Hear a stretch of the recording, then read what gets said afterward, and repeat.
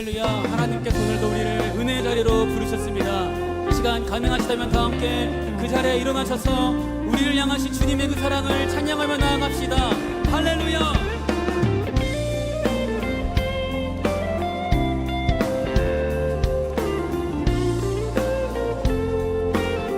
나의 시선이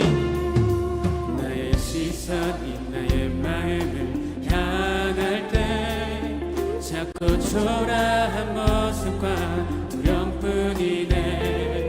나의 시선을 당신께 돌릴 때 비로소 내 맘 평안해. 비로소 내 맘 평안해. 처음부터 고백합니다. 나의 시선이 나의 마음을 향할 때 자꾸 초라한 모습만 두려움뿐이네. 나의 시선을 당신께 돌릴 때 비로소 내 맘 평안해. 비로소 내 맘 평안해. 주를 바라보며 그 맘을 구합니다. 나의 모든 것 다 품으신 주님의 사랑, 나의 생각보다 더 크신 주님의 계획, 그 앞에 내 삶 드립니다. 주님께 내 삶 드립니다. 할렐루야.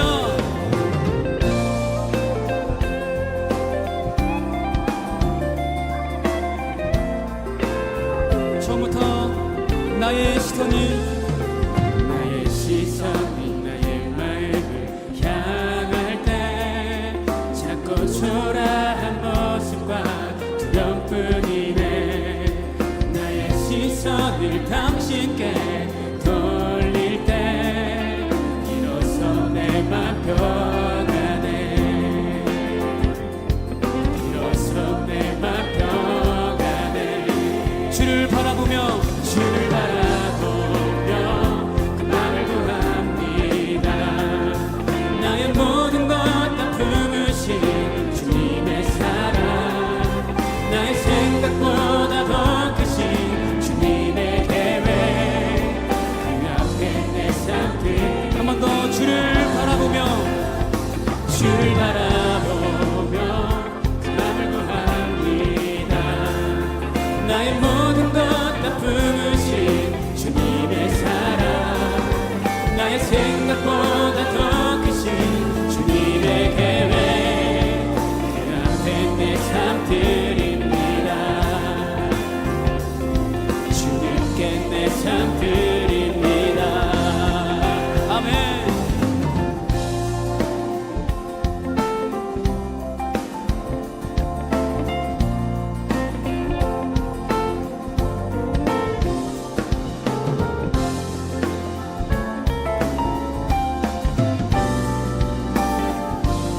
목소리로 고백합니다. 주를 바라보며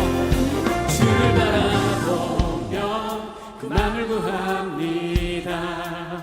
나의 모든 것 다 품으신 주님의 사랑, 나의 생각보다 더 크신 주님의 계획, 그 앞에 내 삶 드립니다.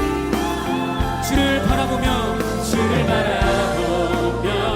그 맘을 구합니다. 나의 모든 것 다 품으신 주님의 사랑, 나의 생각보다 더 크신 주님의 계획, 그 앞에 내 삶 드립니다. 주님께 내 삶 드립니다. 마지막으로 주님께 내 삶 드립니다. 주님께 내 삶 드립니다.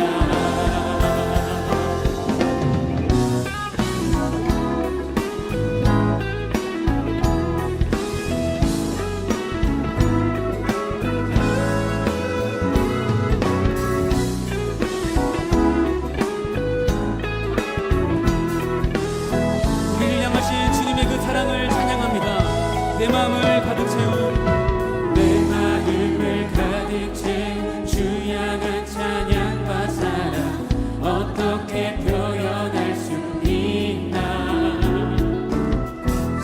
수많은 찬양들로 그만 표현할 길 없어 다시 고백. 처음부터 고백합니다. 내 마음을 가득 채운 내 마음을 가득 채운 주 향한 찬양과 사랑 어떻게 표현할 수 있나. 수많은 찬양들로 그만 표현할 길 없어 다시 고백합니다. 주 사랑해요 온 맘 다하여 말로 다 할 수 없어. 주 사랑해요 찬양받아 주소서. 이절로 고백합니다. 수많은 멜로디와 찬양들을 드렸지만 다시 고백하기 원하네. 주님은 나의 사랑 삶의 중심 되시오니 주를 찬양. 다 함께 주 사랑해요. 주 사랑해요 온 맘 다하여 말로 다 할 수 없어. 주 사랑해요 찬양받아. 한 번 더 주 사랑해요. 주 사랑해요 온 맘 다하여 말로 다 할 수 없어. 주 사랑해요 찬양받아 주소서. 아멘.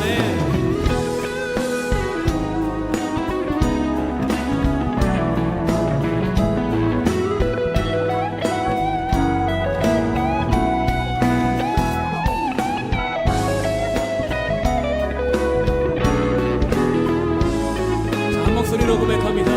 주님 사랑 다시 고백하는 주님 사랑 다시 고백하는 새날 주신 감사해요. 주님 사랑 다시 고백하는 찬양 주신 감사해요.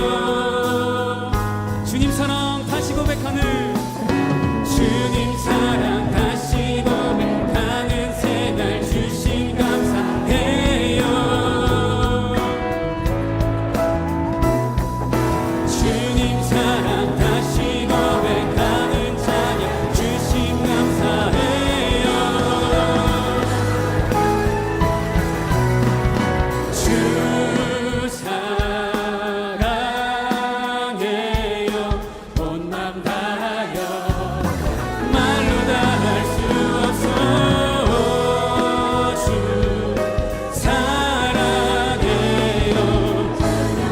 마지막으로 우리의 찬양을 드립니다. 주 사랑해요. 주 사랑해요 온 맘 다하여 말로 다 할 수 없어.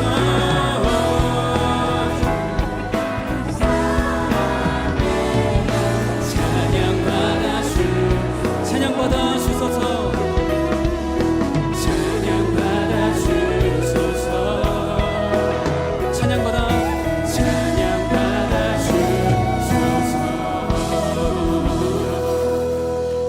주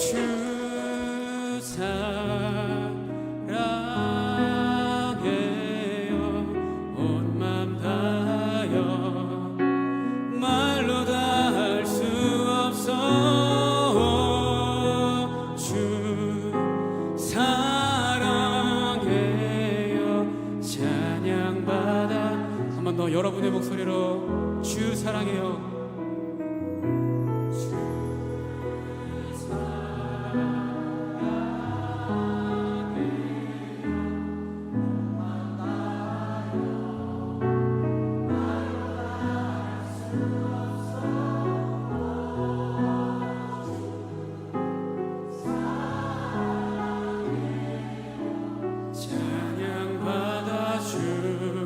우리의 찬양받게 합당하신 주님께 감사와 찬양과 영광의 박수를 드립니다. 아멘. 함께 자리에 앉으셔서 계속해서 찬양하며 나아가시겠습니다.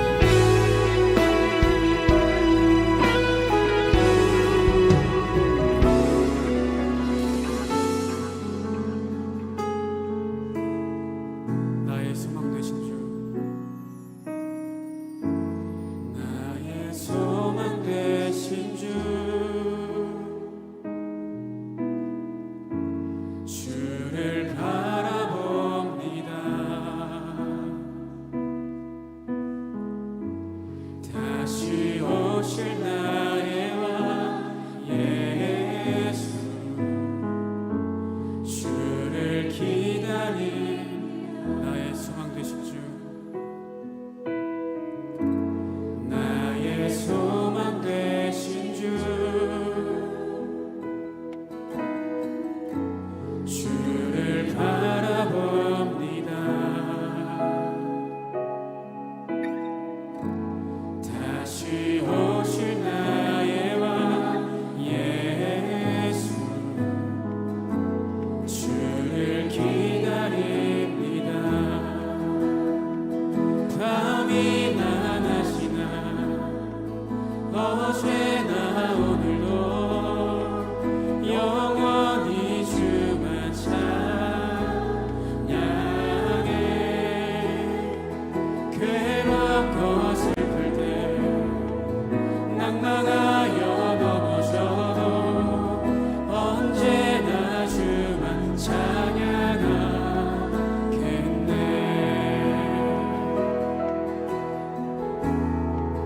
나의 소망 되신 주,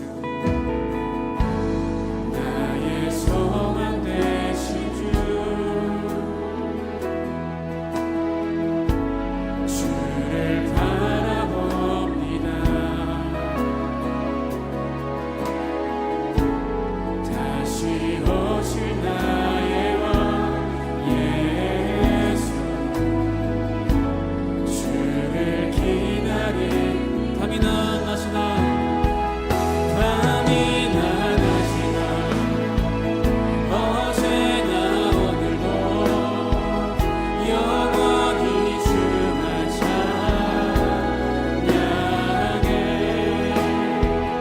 괴롭고 슬플 때 낭만하여 넘어져도 언제나 주만 찬양하.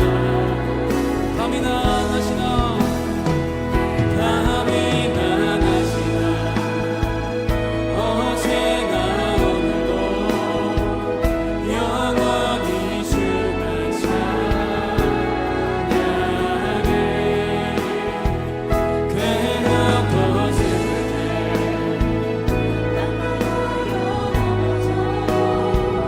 언제나 주만 찬양해. 밤이나 낮이나 어제나 오늘도 영원히 주만 찬양해. 괴롭고 슬플 때 낭망하여 넘어져도 언제나 주만 찬양하겠네. 밤이나 낮이나 어제나 오늘도 영원히 주만 찬양해.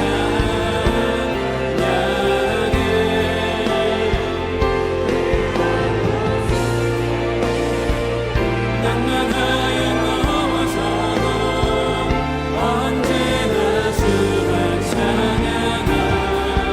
예배합니다. 찬양합니다. 예배합니다. 찬양합니다. 주님만 날 다스리소서. 예배합니다. 찬양합니다. 주님 홀로 높임. 한 번 더 예배합니다. 찬양합니다. 예배합니다. 찬양합니다. 주님만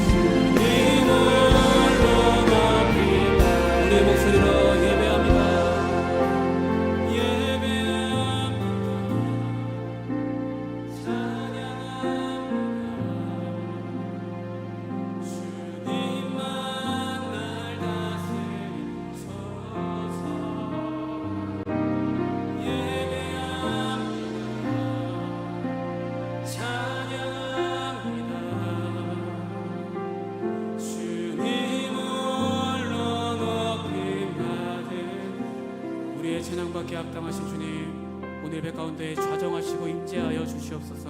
그리하여서 우리가 하나님의 그 사랑과 은혜들을 충만하게 경험하는 귀한 시간 될 수 있도록 오늘 이 시간 우리 예배 가운데 함께하여 주시옵소서. 그렇게 행하실 주님을 기대하며 찬양합니다. 감사드리며 이 모든 말씀 살아계신 우리 주 예수 그리스도 이름으로 기도드립니다. 아멘. 그 주님께 감사와 찬양과 영광의 박수를 드립니다. 아멘. 주님만을 찬양합니다.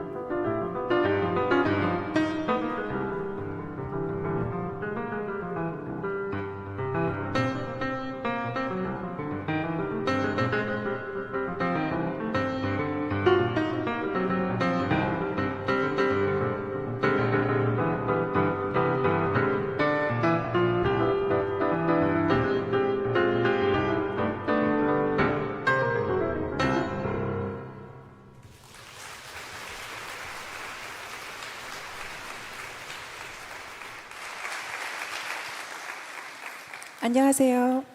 재즈 피아니스트 정의주입니다. 감사합니다. 네, 감사합니다. 네, 방금 들려드린 곡은요, 미스틱이라는 제가 쓴 곡이고요. 제가 처음 열린 예배 연주 부탁 받았을 때, 여름이니까 이렇게 시원한 느낌으로, 여행 느낌으로 곡을, 제가 여행 가서 갔다 와서 그 느낌을 가지고 쓴 곡을 해야겠다라고 생각을 했는데, 마침 7월의 주제가 여행이더라고요. 그리고 제가 바닷가 가서 여행을 갔다 와서 쓴 곡인데, 오늘 주제가 바닷가라고 하셔서 제가 사실 그 메시지 카톡을 받고 눈물이 왈칵 나더라고요. 그래서 너무 기쁘고 감사합니다. 오늘 함께 하게 되어서 정말 감사하고요. 저는 미국 뉴저지에 삽니다. 제가 3일 전에 왔어요. 그래서 지금 밤낮이 바뀌어서 더 좋은 연주를 할 수 있을 것 같습니다. 네, 다음 곡으로 준비한 곡은요, 제가 작년에 찬송가 재즈 피아노 음반을 발매했는데 그 곡에 수록된 두 곡을 합쳐서 준비를 했어요. 이번 죄송해요. 노래도 안 부르는데 아까 찬양을 제가 너무 열심히 불러서 죄송합니다. 어떤 곡을 할까 생각을 많이 하다가 오늘은 더 찬양을 많이 하고 싶다는 생각이 들어서 두 곡을 준비를 했는데요. 아까 또 찬양 함께 하면서 정말 잘했다는 생각이 들었습니다.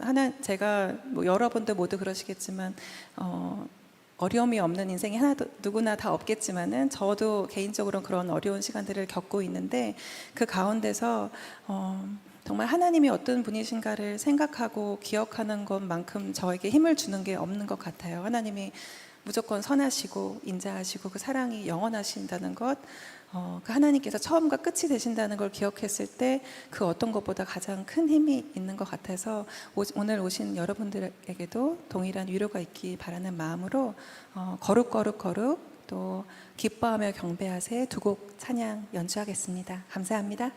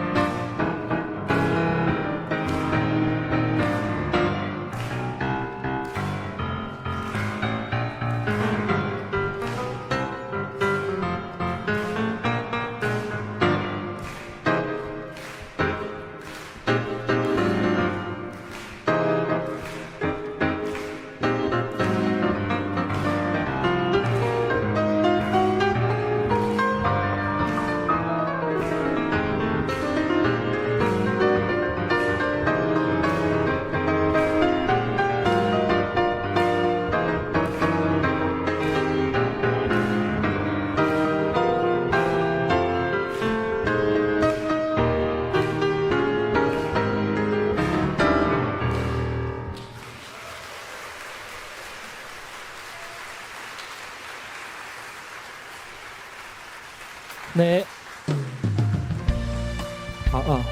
네, 다시 한번 아름다운 피아노 연주 주신 정유주 자매님께 큰 박수 부탁드리겠습니다.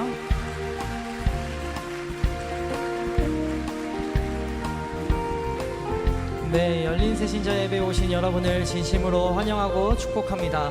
오늘 이 시간에는 처음 오신 분들을 축복하는 시간을 가지려고 하는데요. 혹시 오늘 예배 처음 오신 분들은 손을 들어 표해 주시면 저희가 선물 나누고 함께 축복하는 시간 가지려고 합니다.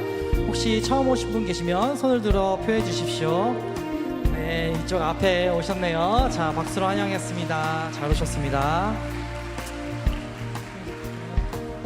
또 처음 오신 분 손을 들어 표시해 주시면, 네, 여기 가운데에도 계시네요. 네, 잘 오셨습니다. 축복합니다. 네, 또 계실까요? 네, 모시고 오신 분이 대신 손을 들어주셔도 좋습니다. 네, 이쪽 앞쪽에도 계시네요. 네, 환영하고 축복합니다. 네. 네, 또 어디 계실까요?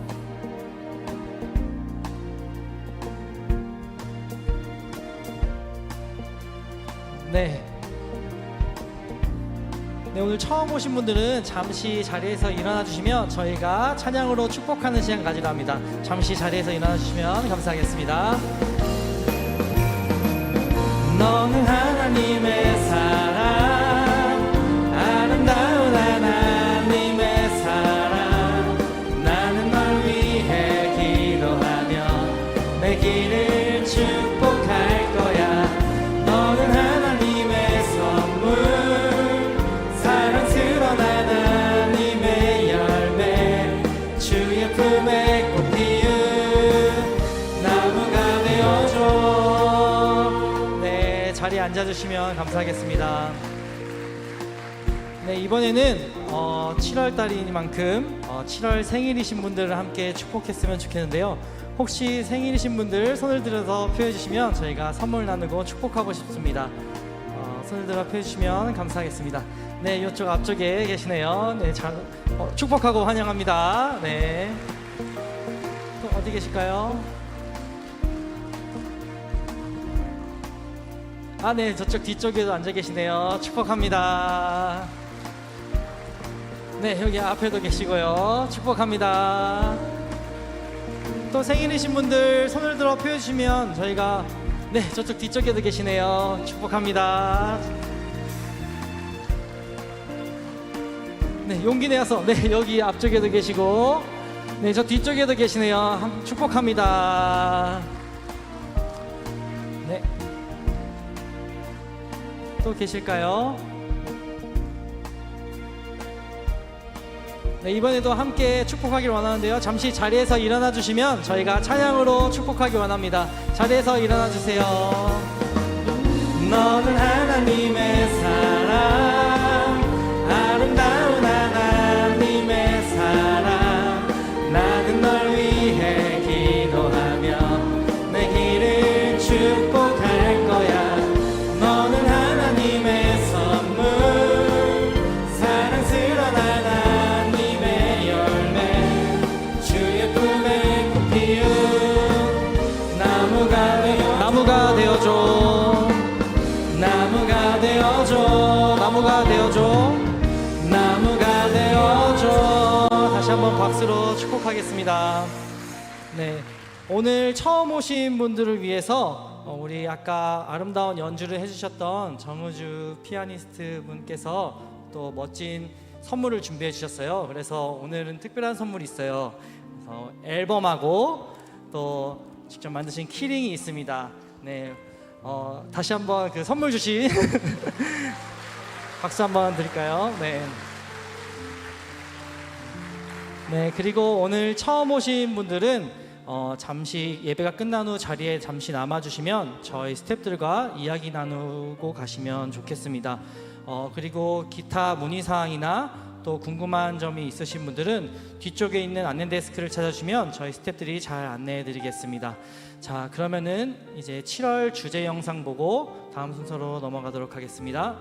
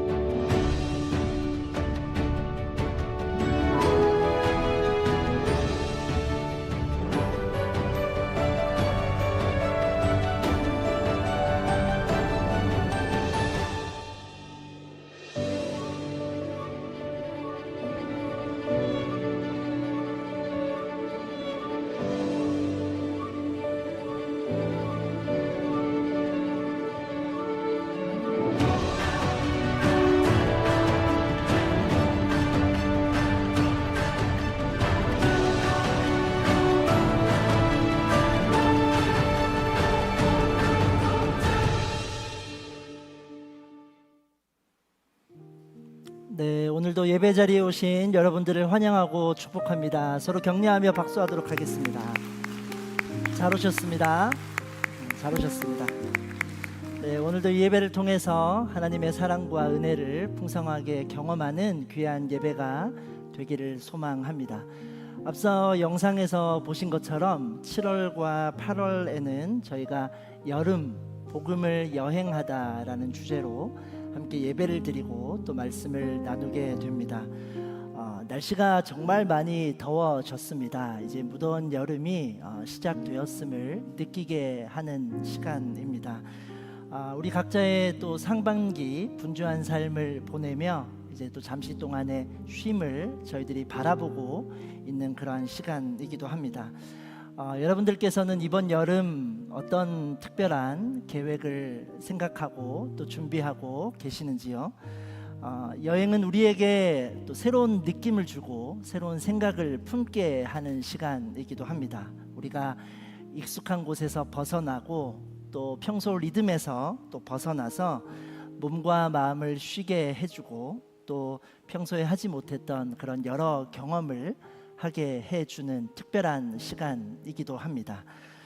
성경에는 여러 이야기가 등장하는데 이 이야기들은 우리가 쉼을 누릴 수 있는 어떤 특정한 장소와 또 특정한 배경에서 이 이야기가 시작되기도 합니다. 어떤 고요한 바닷가에서 또 한적한 산에서 이렇게 예수님의 말씀과 또 놀라운 이야기가 나타나고 있음을 우리가 볼 수 있습니다.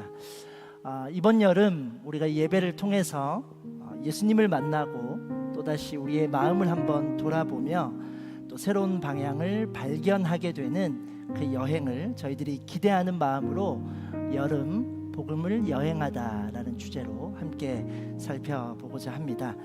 여행의 길을 함께하는 이 설레임과 소망으로 또 이 여름을 보낼 수 있기를 바라고, 그래서 특별히 저희가 처음 오시는 분들에게는 이 여름에 조금 더 또 특별한 선물을 드릴 수 있도록 준비하고 있습니다. 여행에서 사용하실 수 있는 또 특별한 키트를 저희가 준비해서 처음 오시는 분들께 이렇게 나누어 드릴 예정으로 준비하고 있으니까요. 이 자리로 많이 초대해 주시고 또 말씀으로 인해서 예배로 인해서 저희들이 귀한 기쁨을 누릴 수 있는 귀한 시간이 될 수 있기를 소망합니다. 오늘 첫 시간의 이야기를 잠시 나누어 보려고 합니다. 오늘 이 첫날의 본문의 배경은 바로 게네사렛 호수라는 곳입니다.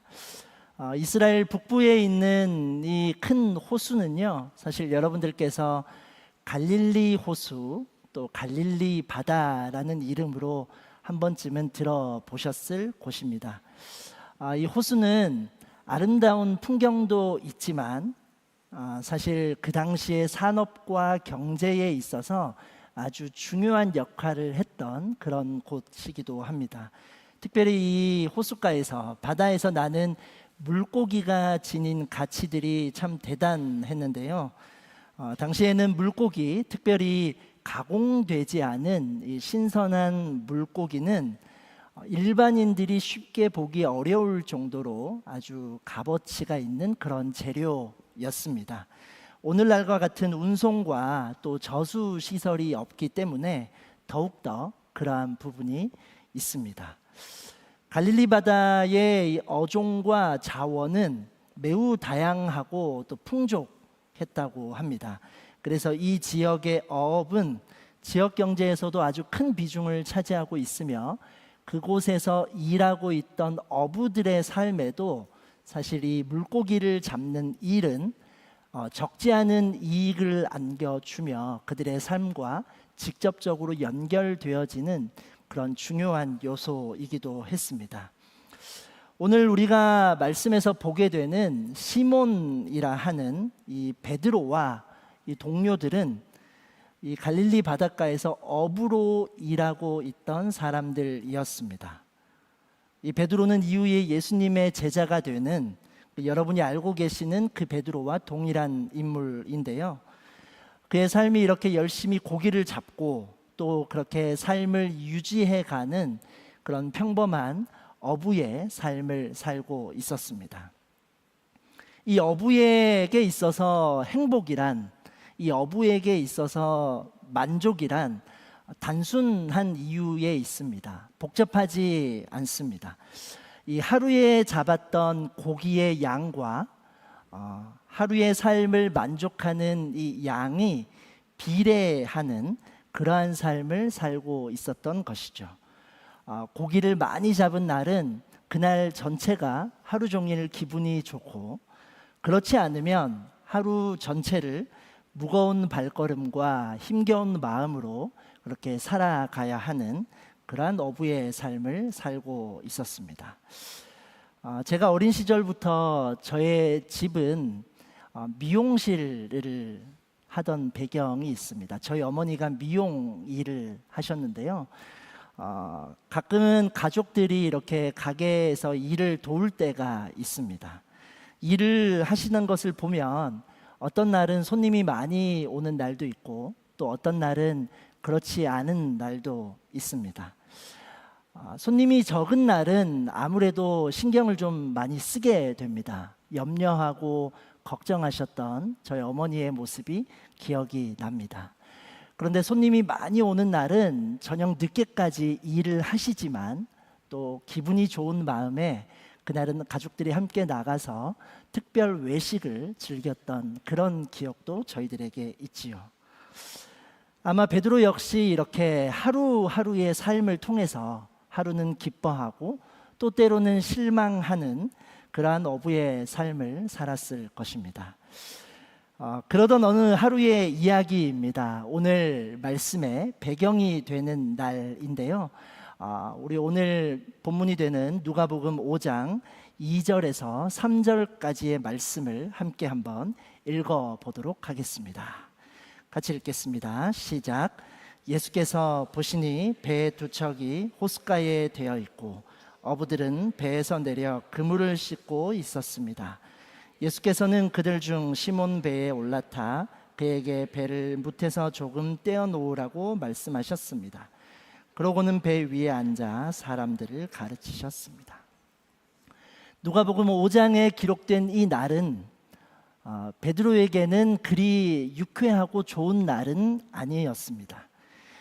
밤새 고기를 잡기 위해 수고하지만 잡은 것이 없었기 때문입니다.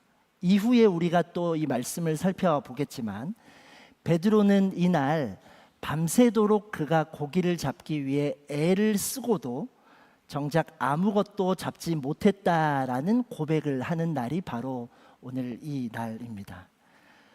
이들은 말씀에 기록된 것처럼 이제 그물을 씻고 있습니다. 이 시간은 아마 해가 꽤 떠오르기 시작한 새벽녘일 것입니다.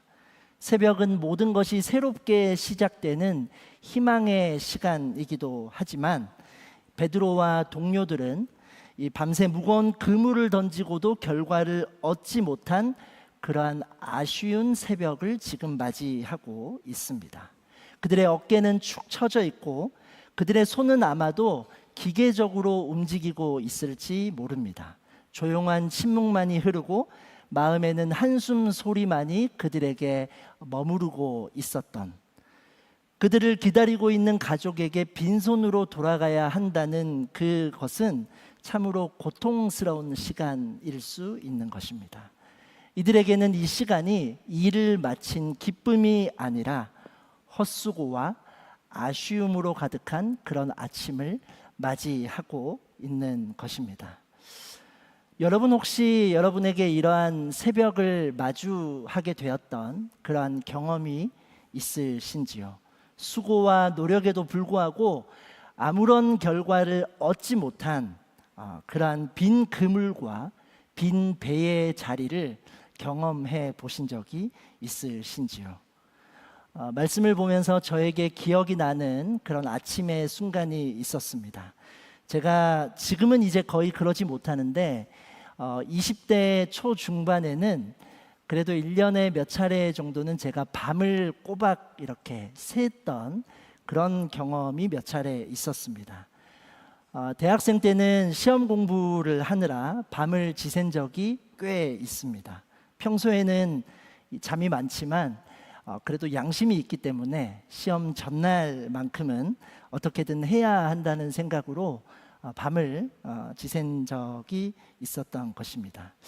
그런데 참 안타까운 사실은 이러한 수고와 노력이 반드시 결과를 보장하는 것은 아니더라는 사실입니다.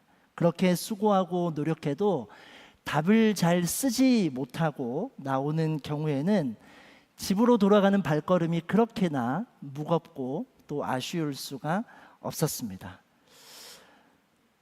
우리가 여러 수고를 해도 잡은 것이 없이 텅 빈 그물과 또 텅 비어 있는 배를 우리가 경험할 때가 있습니다. 직장이나 사업에서 만족할 만한 성과를 거두지 못할 때가 있고, 또 진로에 대해 고민하고 면접을 보지만 결과를 얻지 못하는 순간들도 있습니다. 자녀를 위해 관심을 기울이며 노력하지만 여전히 방황하고 있는 자녀들의 모습을 저희들이 보게 될 때도 있고, 관계에 있어서도 우리가 먼저 다가가고 또 베풀지만 오히려 우리가 외로움을 경험하게 될 때도 있더라는 것입니다. 이 베드로의 빈 그물과 빈 배는 사실 우리의 이야기이기도 한 것이죠. 소망이 없고 열매가 없는 이 베드로의 시간처럼 우리에게도 허무와 실패의 시간으로 여겨지는 그러한 삶의 자리가 우리에게 주어질 때가 있는 것입니다. 그런데 오늘 이러한 새벽을 맞이하는 베드로에게 예수님이 찾아오고 계십니다. 결과가 없고 허무와 실패가 가득한 그런 그 자리에 예수님이 이 새벽에 다가오셔서 베드로와 함께 하기를 원하십니다. 말씀을 보면서 이런 질문을 한번 해보게 됐습니다. 예수님께서 왜 베드로의 배를 찾아가셨을까? 그 바닷가를 상상해 보면 수많은 배가 그 바닷가에 머무르고 있었을 것이고, 또 고기를 많이 잡은 배도 있었을 것인데 고기를 전혀 잡지 못한, 그래서 우울함에 가득한 이 베드로의 배를 찾아가신 예수님의 그 의미가 무엇일까라는 질문을 생각해 보게 되었습니다.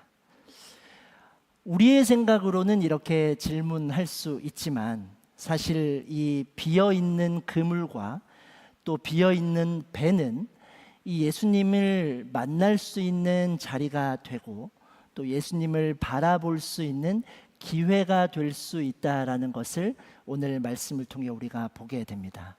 이 그릇의 경우로 제가 생각해 볼 수 있을 것 같은데요. 만약에 어떤 한 그릇이 있다고 생각했을 때 이 그릇에 이미 가득 채워져 있는 그릇이 있다면 이 그릇에는 더 이상 다른 무엇인가가 담겨질 수 있는 공간이 없습니다. 하지만 비어있는 그릇에는 새로운 것을 담고 새로운 것이 또 부어질 수 있는 그러한 공간이 있다라는 것이죠. 만약에 이 새벽에 베드로의 배가 잡은 물고기로 가득 차 있던 그런 상황이었다면 어쩌면 그는 예수님을 쳐다보지도 않았을지 모릅니다. 그가 잡은 물고기로 기뻐하고 가득 차 있는 배를 보며 그 자체로 만족하고 있었을지 모릅니다. 여러분, 우리의 인생에 성공만 있고 또 풍요가 가득하다면, 그리고 원하는 일이 순조롭게 흘러가기만 한다면 사실 우리에게는 다른 소리와 다른 음성이 들어올 공간이 주어져 있지 않습니다. 베드로의 그물과 베드로의 배가 비어 있었기 때문에 예수님을 볼 수 있는 공간이, 예수님을 볼 수 있는 틈이 만들어지게 되었던 것입니다. 여러분, 오늘 우리는 갈릴리 바다에서 어부로 살고 있던 베드로의 한 새벽을 함께 살펴보고 있습니다. 밤새 수고했지만 아무것도 얻지 못한 그 허무와 아쉬움이 가득한 그 자리로 예수님께서 찾아오고 계십니다. 우리의 삶도 마찬가지입니다. 혹시 우리의 삶에 빈 그물과 빈 배로 인해서 이런 아쉬움을 마주하고 있는 시간을 보내고 계신 분이 있으신지요? 수고하고 애써도 결과가 없고 노력하고 고민해도 여전히 그대로인 우리의 상황이 있을지라도 오늘 말씀을 통해 우리가 기억할 수 있는 것은 우리의 빈 그물의 자리에, 빈 배의 자리에 바로 예수님이 찾아오신다는 그 사실을 우리가 기억할 수 있기를 원합니다. 예수님은 그 빈 자리로 찾아오셔서 우리와 함께 하기를 원하십니다. 지금 우리 삶의 이 빈 그물과 빈 배는 우리를 찾아오시는 예수님을 위한 공간이 되며 또한 우리가 예수님을 바라볼 수 있는 통로가 됩니다. 잘 될 때는 찾아오고 또 잘 안 될 때는 떠나는 것이 세상의 원리이지만 예수님은 우리가 실망하는 그때에, 예수님은 우리가 근심하고 있는 그 장소에 우리를 찾아오셔서 우리와 함께 하기를 원하십니다. 이 빈자리로 찾아오시는 예수님을 향해 우리가 마음을 열고 이 빈자리에서 우리에게 말씀하시는 그 예수님의 음성에 귀를 기울일 수 있는 저와 여러분이 될 수 있기를 원합니다. 이제 말씀의 이야기를 계속 살펴보도록 하겠습니다. 예수님은 이 베드로의 배에서 사람들에게 말씀을 전하시고 이제 말씀이 끝나자 예수님이 베드로에게 말씀하십니다. 본문의 4절 말씀을 저희가 함께 읽어보도록 하겠습니다. 함께 읽겠습니다. 시작. 말씀을 마치신 후 예수께서 시몬에게 명령하셨습니다. 물이 깊은 곳으로 나가 그물을 내리고 고기를 잡으라. 예수님께서 그들에게 물이 깊은 곳으로 나가 그물을 내리고 고기를 잡으라라고 말씀하십니다. 그런데 이 말씀을 조금만 저희들이 함께 살펴보면 사실 이 말씀은 베드로와 어부들에게 너무나도 당황스럽고 아주 황당한 그러한 내용의 말씀임을 우리가 볼 수 있습니다. 어떤 전혀 이치에 맞지 않는 그런 말씀이기 때문입니다. 어떠한 지금의 이 시점으로 봐도 어부들의 경험으로 봐도 또한 그냥 상식적으로 봐도 이 깊은 곳에 가서 그물을 내리라라는 말씀은 도무지 이해하기가 어려운 그런 말씀입니다. 일단은 시점이 너무나도 어울리지 않습니다. 지금 그들이 어떤 일을 하고 있는가? 아까 우리가 말씀에서 읽어보았지만 그들은 지금 그물을 씻고 있는 중에 있습니다. 이것이 어부들에게는 어떤 의미가 있냐면 하루의 일과가 마무리되고 있다라는 것을 의미합니다. 어부들에게는 매일마다의 정해져 있는 리듬이 있습니다. 규칙적인 일과가 있다는 것입니다. 오전에 이렇게 그물을 씻으면서 그들의 일을 마무리하고 집에 들어가면 오후에는 쉬어야 합니다. 그리고 저녁에는 저녁밥을 먹고 밤에는 또다시 바닷가로 나가서 고기를 잡는 이러한 일들을 반복적으로, 이것이 그들의 하루에 정해져 있는 리듬이라는 것이죠. 그래서 쉴 때는 잘 쉬고 또 잘 때는 잘 자고 들어가야 할 때는 잘 또 들어가야 그 다음 일을 할 수가 있는 것입니다. 그렇게 이제 다음 날을 그날 밤에 또 고기를 잡을 일들을 준비하고 있는데 예수님께서 갑자기 깊은 곳에 가서 그물을 내리라는 말씀을 하고 계신 것입니다. 이 적절한 시점이 아니라는 것이죠. 또한 이 어부들의 상식적으로도 이것은 도저히 이해되지 않는 말씀입니다. 이 고기들은요, 밤에 수면 위로 올라오기 때문에 밤에 잡기가 쉽다고 합니다. 반대로 해가 뜨면 깊은 곳으로 내려가기 때문에 또 이 고기들을 찾기가 어렵습니다. 지금처럼 어떤 이러한 장비들이 발달하지 않은 그 시대에는 더욱더 깊은 곳에 들어가 있는 고기들을 잡는 것은 참으로 어려운 일입니다. 예수님께서 이렇게 깊은 곳에 들어가 그물을 내리라는 말씀을 했을 때 어쩌면 그 어부들의 분위기는 긴 침묵이 흘렀을지도 모릅니다. 아마 갈릴리에서 물고기를 잡는 그 물고기의 물자만 알아도 이런 얘기는 하지 않았을 텐데라는 그런 생각을 했을지도 모릅니다. 일반적으로도 이 베드로의 직업이 어부라고 계속 말씀을 드리고 있는데요. 예수님의 직업이 무엇이었는가? 예수님의 직업은 목수입니다. 목수. 베드로가 평생을 갈릴리 바다에서 살아오며 또 배운 것이라고는 이 고기 잡는 일이 전부인 사람입니다. 언제 고기가 나오고 물의 흐름이 어떠하며 또 바람이 어떻게 흘러갈지도 베드로가 훨씬 더 잘 알고 있던 사람이겠지요. 그런데 그가 그 밤에 고기가 잡히지 않으니 웬만한 가볼 수 있는 것들은 다 가봤을 텐데 그럼에도 불구하고 전혀 고기를 잡지 못했으니 얼마나 자존심이 상하고 또 이해할 수 없는 그러한 상황에 목수이신 예수님이 깊은 곳에 가서 그물을 내려보라고 이야기하고 있는 것이죠.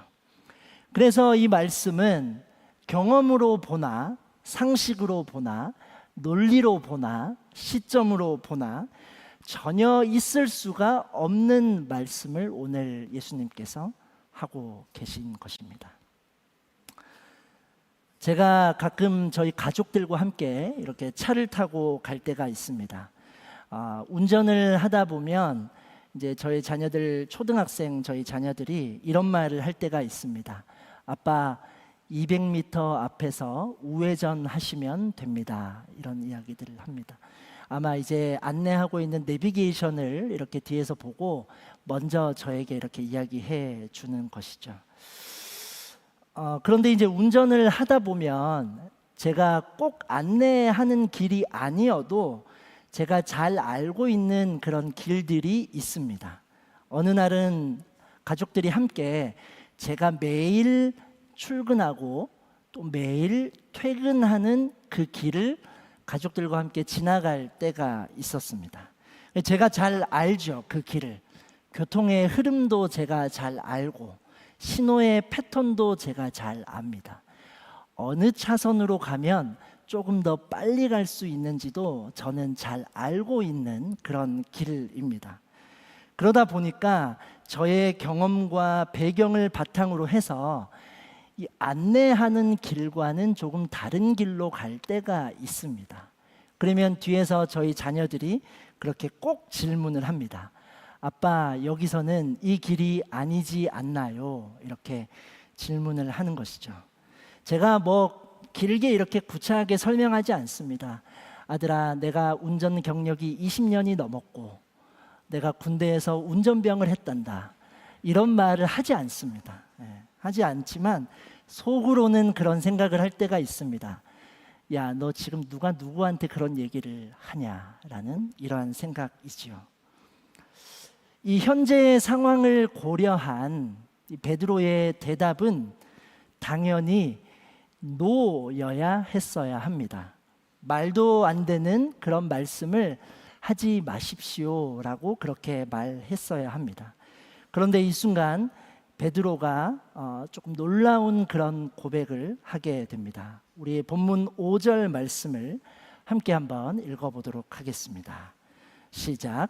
시몬 대답했습니다. 선생님, 저희가 밤새도록 애썼지만 아무것도 잡지 못했습니다.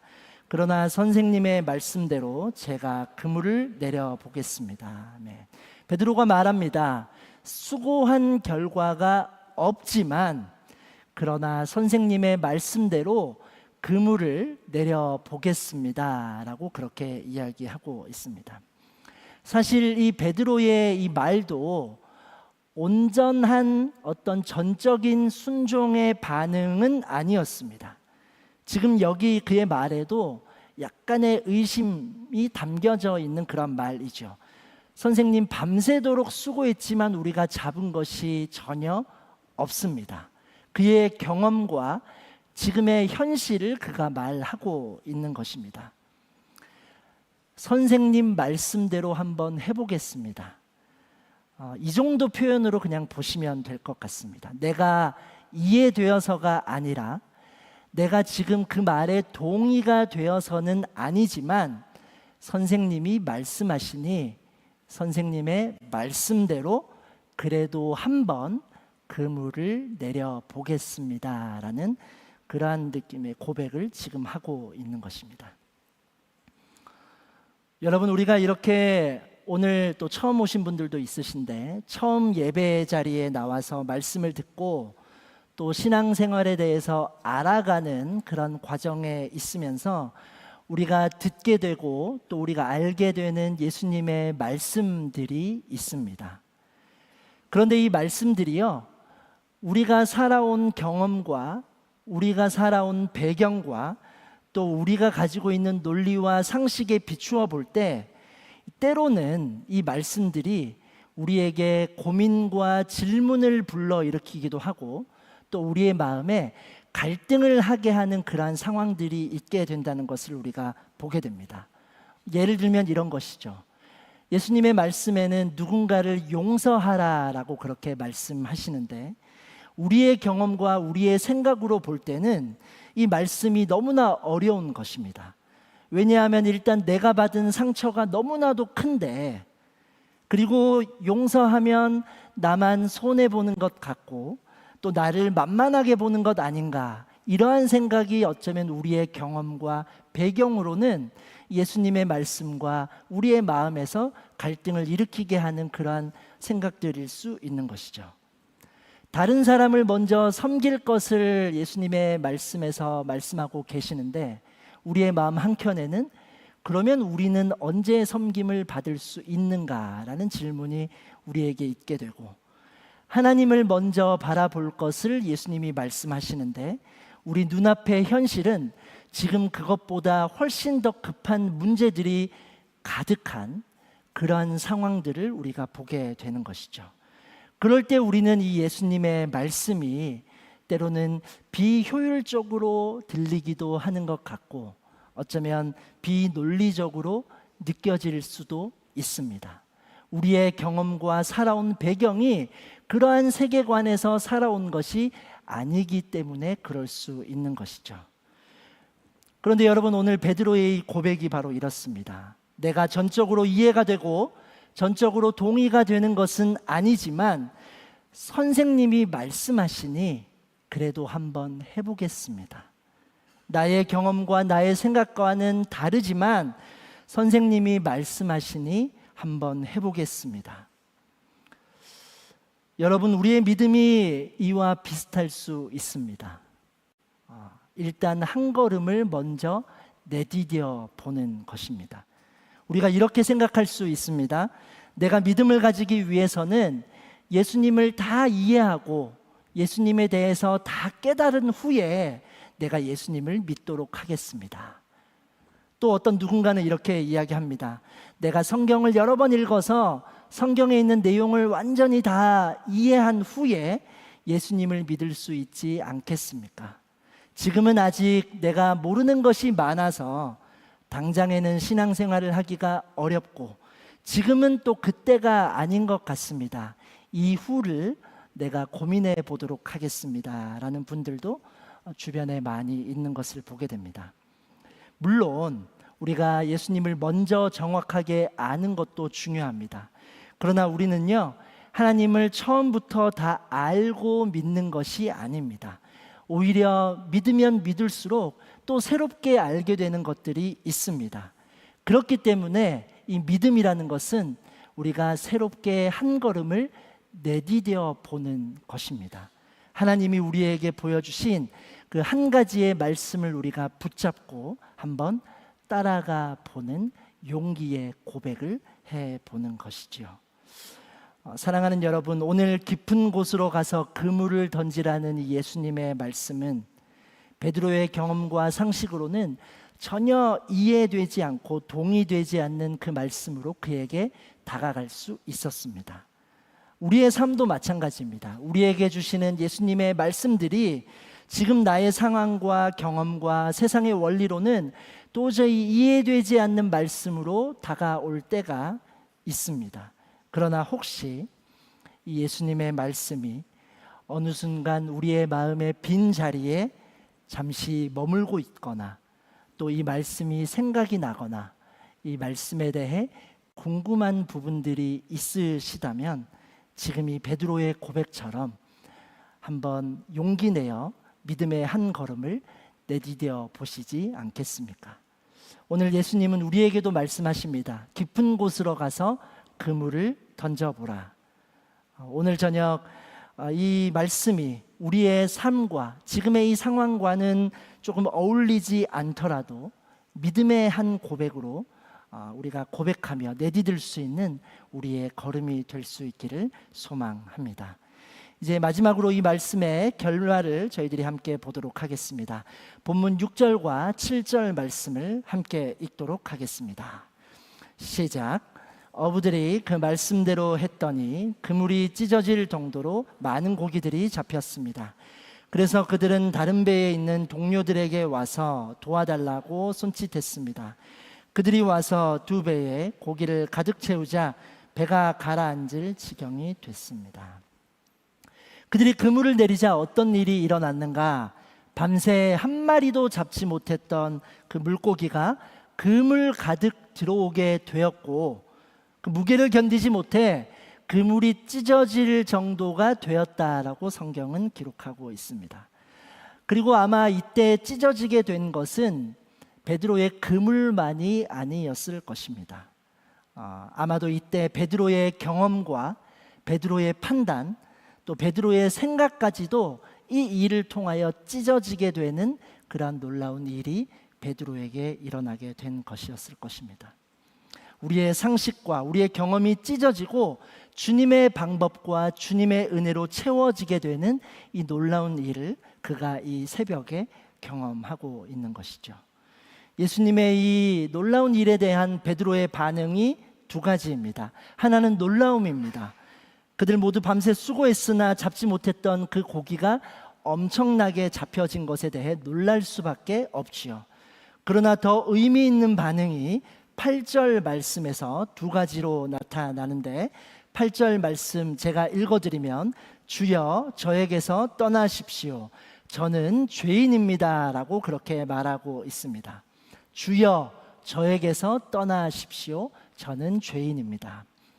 조금 전까지만 해도 예수님을 선생님이라고 부르고 있던 이 베드로의 고백이 이제는 주여라는 고백으로 바뀌게 됩니다. 예수님에 대한 인식의 변화가 명확하게 나타나고 있는 것이죠. 또한 또 하나의 변화된 부분이 바로 자신을 죄인이라 인정하며 고백하고 있는 것입니다. 예수님에 대한 인식의 변화는 또한 자기 자신에 대한 인식의 변화로 이어지고 있다는 것을 보여주고 있는 것입니다. 베드로의 이 고백은 말뿐만이 아니었습니다. 삶의 방향의 변화로 이어집니다. 이 이야기의 마지막 결론은 예수님께서 그들을 새로운 삶으로 초대하고 계신 것입니다. 10절과 11절 말씀을 함께 읽도록 하겠습니다. 시작. 세베대의 아들들이며 시몬의 동료인 야고보와 요한도 놀랐습니다. 그때 예수께서 시몬에게 말씀하셨습니다. 두려워하지 마라. 이제부터 너는 사람을 낚을 것이다. 그리하여 그들은 자신의 배를 무태 대고 모든 것을 버려둔 채 예수를 따랐습니다. 아멘. 배가 무태 도착하고 그들의 삶의 중심이 이제 바뀌기 시작합니다. 고기와 배가 삶의 전부였던 이 베드로의 삶이 이제 예수님과 새로운 관계를 맺으며 새로운 방향으로 전환되고 있는 것입니다. 평생을 의지하고 소망이 되었던 그 가치를 내려놓고 예수님을 따르게 된 것입니다. 그의 근본적인 관심이 바뀌게 된 것이죠. 갈릴리 바다가 아니라 하나님의 나라를 바라보게 된 것입니다. 실제로 그가 만약에 여전히 갈릴리 바다를 물고기를 배를 소망하고 있었다면 어쩌면 그는 지금 예수님을 따를 것이 아니라 예수님을 붙잡아야 합니다. 왜냐하면 방금 고기를 어떻게 잡는지 보았지 않습니까? 앞으로 자신의 사업에도 함께하고 동업을 제안하면 어쩌면 베드로는 이 지역을 완전히 다스릴 수 있는 그러한 아주 강한 또 어떤 세력을 만들 수 있는 것이죠. 그러나 이 베드로는 예수님을 자신의 삶의 자리로 끌어들이지 않습니다. 자신이 예수님의 자리로 이동하면서 그 예수님과 함께 살아가고자 고백하고 용기를 내고 있는 것입니다. 베드로가 버릴 것이 별로 없었던 사람이 아닙니다. 그는 이전에 소중히 여기던 그 모든 것보다 하지만 더 근본적이고 소중한 것을 발견했을 때에 그렇게 갈릴리 바다와 물고기밖에 볼 줄 몰랐던 그의 눈이 이제는 온 세상을 아우를 수 있는 하나님의 나라로 넓혀지게 된 것입니다. 이 새로운 삶으로 우리를 초대하시는 이 예수님의 모습을 우리가 발견할 수 있는 우리의 삶이 될 수 있기를 소망합니다. 예수님은 오늘도 누군가의 인생에 찾아오시고 또 그 한 사람 한 사람을 초대하고 계십니다. 세상의 가치보다 숨겨져 있던 이 값진 진정한 보물을 발견하고 기뻐할 수 있는 그 자리로 인도하고 계신 것입니다. 여러분의 삶에 이러한 놀라운 발견이 있을 수 있기를 축복합니다.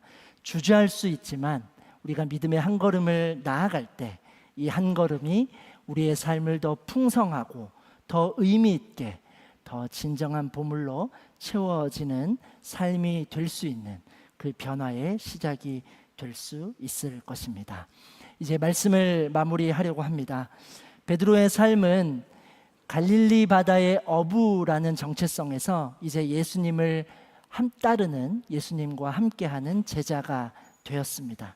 그의 삶에 빈 그물과 빈 배의 자리가 있었지만 예수님은 그를 찾아오셨고 그에게 말씀하셨으며 이제 그의 삶을 새로운 길로 인도하고 계십니다. 혹시 여러분의 삶에도 지금 빈 그물과 빈 배의 모습으로 마주하고 있는 상황이 있으신지요? 우리를 찾아오시는 예수님을 기억할 수 있기를 원합니다. 지금 예수님은 우리에게도 말씀하십니다. 깊은 곳으로 가서 그물을 내려라. 이 말씀은 우리의 익숙한 방식이 아니라 예수님이 말씀하시는 그곳으로 나아가 보라고 하는 예수님의 초대의 말씀입니다. 그 부르심 앞에 베드로처럼 한 걸음 내디딜 때 우리 인생의 배에도 감당할 수 없는 그 은혜와 놀라운 축복의 무게가 실리게 되는 그런 놀라운 은혜를 경험하는 이번 한 주간 또 이번 여름 우리의 삶이 될 수 있기를 주님의 이름으로 소망하고 축복합니다. 기도하겠습니다. 사랑의 하나님, 오늘도 우리를 이 자리에 초대해 주셔서 감사합니다. 우리의 인생이 때로는 밤새도록 수고하고 애쓰지만 빈 그물과 빈 배를 마주해야 했던 새벽이 있다는 것을 고백합니다. 열심히 살지만 채워지지 않는 마음이 있고 무엇인가 이루려 하지만 여전히 허전한 우리의 마음과 이 시간에 오늘 주님이 찾아오신다는 그 사실을 우리가 기억하며 나아갑니다.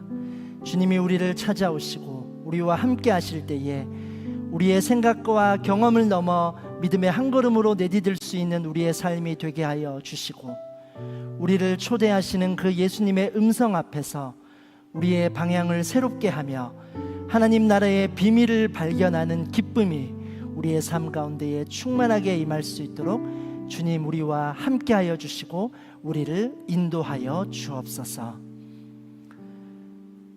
이제는 우리 주 예수 그리스도의 은혜와 하나님 아버지의 크신 사랑과 성령님의 교통하심이 우리 삶의 빈자리를 찾아오시고 말씀하시며 우리의 삶을 새롭게 인도하시는 그 예수님을 바라보며 믿음의 한 걸음으로 나아가기를 소망하는 이 자리에 모인 모든 성도들 위해, 이들의 가정과 이 나라 위에, 선교사님 위에, 이제부터 영원토록 함께 하시기를 간절히 축원하옵나이다. 아멘. 예배의 주인 되신 주님께 한 번 더 감사와 영광의 박수를 드리겠습니다. 이곳에서의 모든 예배를 마칩니다. 삶의 자리 가운데 승리하시기를 소망합니다.